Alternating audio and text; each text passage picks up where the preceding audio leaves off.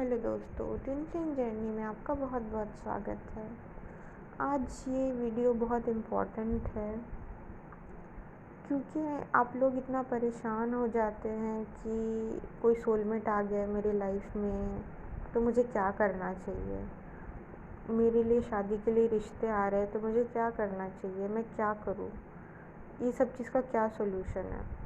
तो अगर मैं आपको ये बात बोलूँ कि अगर आपको पता हो कि ये आपका ट्विन नहीं है, कोई और पर्सन समझते हैं, थोड़ी देर के लिए भूल जाते कि ये ट्विन फ्लेम जर्नी है, आपका ट्विन आपको ट्विन नहीं है, कोई और इंसान लगता है, तो क्या आप उसके पीछे इतना भागते?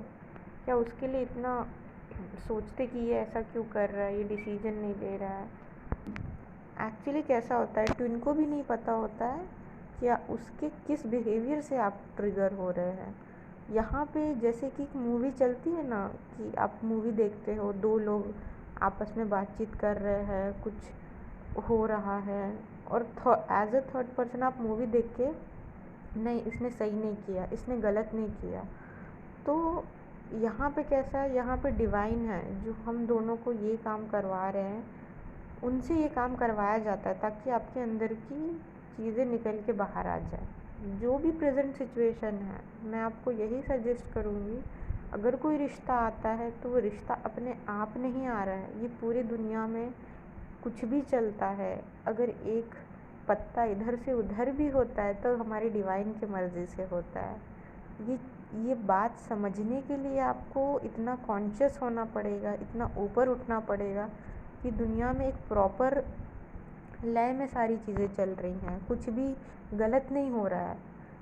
कभी भी आप ऐसा, अगर आपको लगता है कि ये तो डिवाइन ने कुछ गलत कर दिया, डिवाइन का डिसीजन गलत है, तो ये हमारी सोच है। हमारी सोच वहाँ तक नहीं जा सकती जहाँ डिवाइन पहुँच सकते हैं।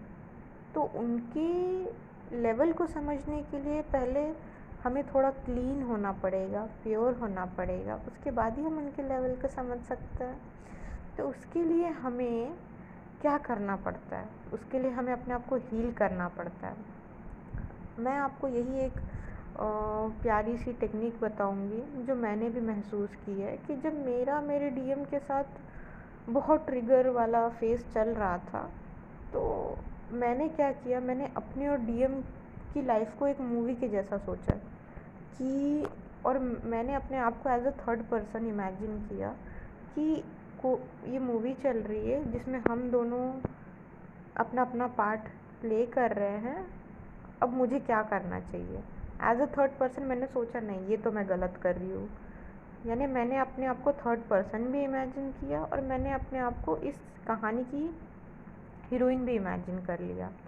तो इससे क्या होता है, समझने में आसानी जाती है कि मैं क्या गलत कर रही हूँ, मैं अपने प्रेजेंट सिचुएशन में क्या कर रही हूँ।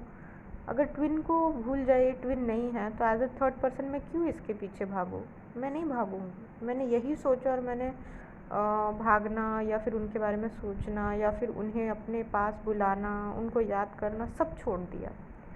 इसके लिए आपको ना सारे, क्योंकि एक स्पिरिचुअल जर्नी में ही वो पावर होती है जो इतने बड़ी ताकत रखती है, जो इतने ट्विन को भुला सके। बिल्कुल भूल सकते हो आप अपने ट्विन को। आपका दिमाग अपने आप पे होना चाहिए, आपका सब कुछ अपने आप पे होना चाहिए।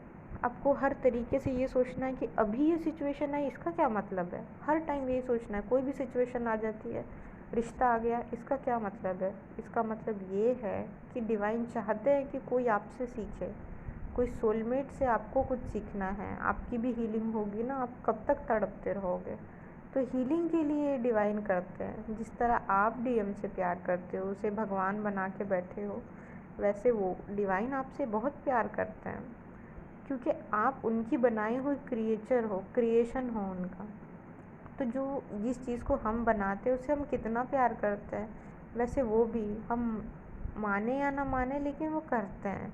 बस हमें देखने के लिए अपनी आंखें खुली रखनी पड़ती है। मेरा आपको यही एडवाइस है कि आपकी लाइफ में जो भी सिचुएशन आ रही है उसको आने दो।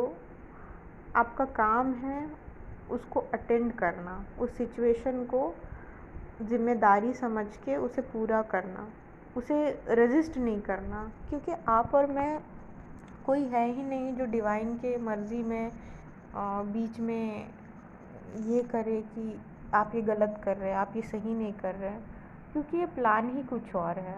इस प्लान में अब हर ट्विन का अपना अपना एक सोल कॉन्ट्रैक्ट होता है। किसी किसी ट्विन की शादी इस लाइफ टाइम में सोलमेट से हो जाती है और दोनों एक दूसरे से पूरी ज़िंदगी एज अ अनकंडीशनल लव करते रहते हैं, क्योंकि उनका कॉन्ट्रैक्ट ही ये होता है कि हम दुनिया को सिखाएंगे कि हम अनकंडीशनल प्यार करते हैं। और ऐसा नहीं है कि वो तड़पते हैं या कुछ करते हैं, वो अपने सोलमेट के साथ बिल्कुल खुश रहते हैं दोनों। उनका ऐसा रहता है कि हाँ तुम जहाँ हो आई लव यू, बस इतना ही रहता है। अपनी अपनी ज़िम्मेदारी पूरी करते हैं और अपने सोलमेट के साथ खुश रहते हैं। जैसे राधा कृष्ण, उनके प्यार का एग्ज़ाम्पल दिया जाता है। तो वो लोग दोनों अपनी अपनी जगह अपने अपने पति और पत्नी के साथ खुश रहते हैं। तो क्या उनका प्यार त्याग नहीं था, उनका प्यार सैक्रिफाइस था। तो उस लेवल पे पहुंचना पड़ता है। तो किसी ट्विन की शादी भी होती है, जैसे कि शिवजी और पार्वती की हुई थी। तो उसमें क्या होता है, अब ये डिपेंड करता है कि आपका सोल कॉन्ट्रैक्ट क्या है, आप इस दुनिया में क्या सिखाने के लिए आए हैं, आपको क्या सीखना था, डिवाइन आपसे क्या लोगों को अच्छाई पहुंचाना चाहते हैं, बस यही रहता है।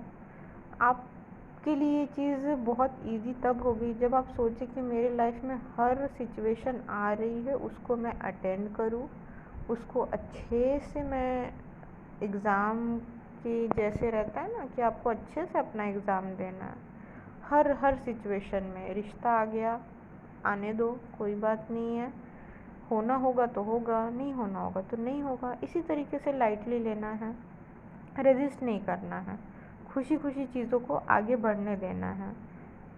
भगवान भी आपको देखना चाहते हैं ना कि ये कहाँ तक पहुँचे हैं, क्या इसको डर लग रहा है, अभी भी डर है इसके अंदर कि मैं इसके साथ कुछ गलत कर दूँगा। यही देखने के लिए अलग अलग सिचुएशन बनाई जाती है कि अभी भी इसको लगता है कि मैं इसके साथ कुछ ना कुछ गलत कर दूँगा जो इसके लिए सही नहीं है। तो ये समझना सीखना होगा, खुशी खुशी सारे सिचुएशंस को एक्सेप्ट कीजिए। कोई सोलमेट आता है, आने दीजिए, कोई बात नहीं, आप उसको सिखाएंगे, वो आपको सिखाएगा।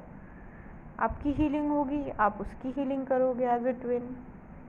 जो भी सिचुएशन आपके लाइफ में आ रही है उसे एक्सेप्ट कीजिए और उसे बहुत अच्छे ब्यूटीफुल तरीके से लेकर आगे बढ़िए। कभी भी अपने लाइफ में किसी चीज़ को रेजिस्ट मत कीजिए, क्योंकि वो सिचुएशन बार बार आएगी। जब तक आप उसे एक्सेप्ट नहीं कर लेते ना, तब तक ये आएगी। तो ऐसे करना है। और ये वीडियो मेरा बनाने का मतलब यही था कि बहुत सारे ट्विन परेशान हो जाते कि मैं रेजिस्ट कर रही हूँ, मुझे कोई सोलमेट नहीं चाहिए। मेरे ट्विन के लाइफ में आने के बाद, रीयूनियन के पहले भी मेरे लाइफ में बहुत सारे सोलमेट्स आए थे, उसके बाद उसके पहले भी काफ़ी टाइम तक आए थे।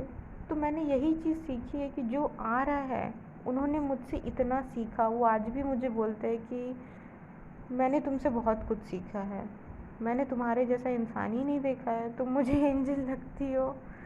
तो सबका अपना अपना एक रोल रहता है लाइफ में, हमें वो रोल अच्छे से निभाना है। God bless you all.